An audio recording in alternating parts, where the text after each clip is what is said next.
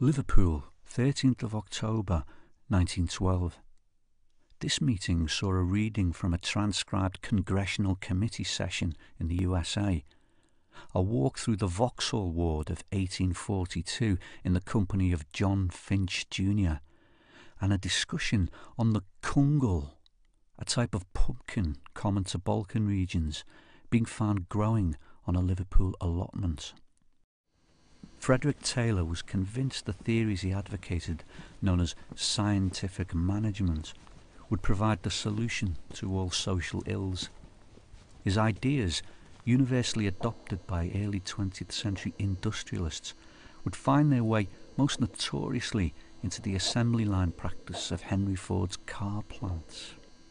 These schemes met with considerable opposition, and eventually, in 1912, a congressional committee was set up to investigate his methods.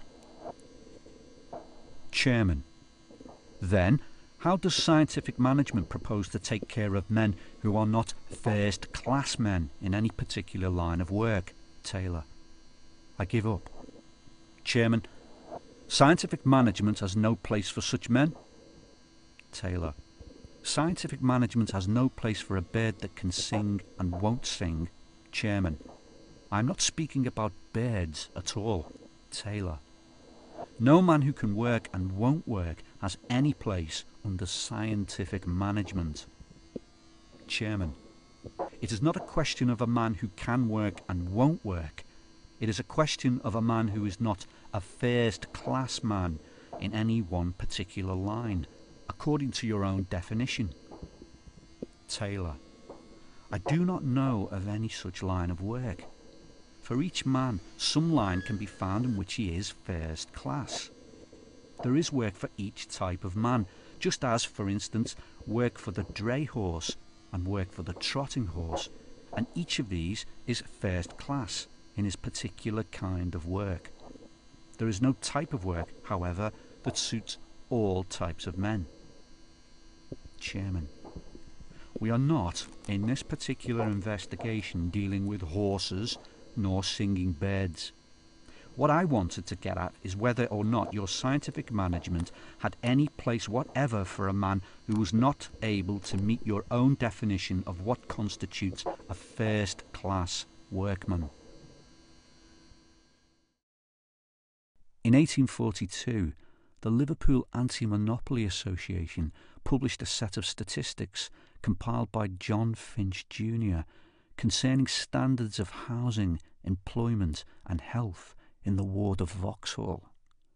According to the preface, the figures at once convinced the most sceptical that a degree of wretchedness existed which it was no longer safe to conceal. The conference visited the area to view Finch's findings at first hand. For the third presentation, a series of notes were viewed, written in the autumn of 2004 by a refugee from Kosovo who was involved with the Family Refugee Support Project. The notes referred to the cultivation, amongst other vegetables, of the kungal, a type of pumpkin native to the Balkans. It was introduced to the project's Liverpool allotment through a small number of seeds brought over from Kosovo and has produced a successful crop every year. 13th of October 1913, Liverpool. The conference commenced with the reading of a petition on behalf of the Committee of the 33 Resurrections, then a viewing of the Corporate Watch website, finishing with an assessment of the revivalist preacher Evan Roberts's time in Liverpool. From the Liverpool Mercury, Friday, October the 13th, 1826. Wholesale Resurrectionists.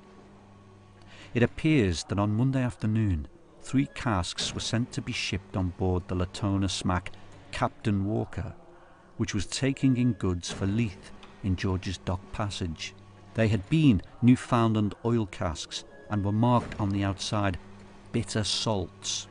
The men employed in moving them were much annoyed by an offensive smell which proceeded from the casks and informed the captain of this circumstance. Upon a closer examination, the captain found a small hole in one of the casks stopped up with a wisp of hay, and, upon drawing it out, the stench became almost intolerable.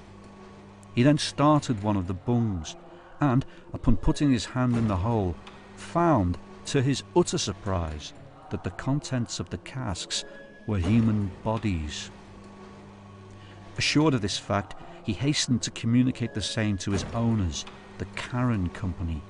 The respectable agent of that establishment promptly apprised the police of the discovery, who had the casks immediately conveyed to the dead house in Chapel Street, where the contents were examined and found to consist of 11 human bodies, plentifully bestowed with and packed in salt.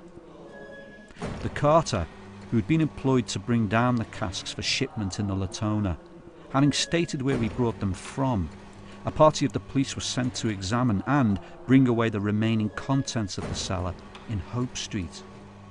Upon their arrival, they found several casks and sacks full of dead bodies, which were brought down to the dead house and underwent an examination by Mr. Davis, surgeon, and their contents found to amount, together with the contents of the 3 casks taken from the vessel, to the extraordinary number of 33 bodies, of both sexes and of various ages. Next up was a viewing of the Corporate Watch website, showing a brief timeline relating to Group 4 security from March 1990 to March 1998. March 90. Norman Fowler joins G4 Securitas Limited as non-exec director. Feb 96. 2 G4 employees charged with looting a warehouse guarded by G4.